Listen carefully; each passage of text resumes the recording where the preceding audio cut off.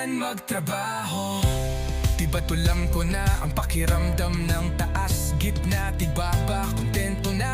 Hindi na kailangang maglakbay, bumalik sa bahay, tahimik, walang balak lumabas. Ang buhay ay dumaan pero natutunan kong yakapin ang bawat sandali. Hindi ko na kailangan ng labis na tagumpay, kahit walang mga ambisyon. Hindi ako nahulog, hindi ako nabigo.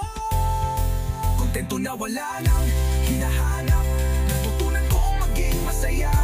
Ang damdamin, walang takot, walang lungkot. Tutunan ko na to. Minsan di natin makita ang halaga ng buhay, hanggang sa wala na ang puso'y naiwan.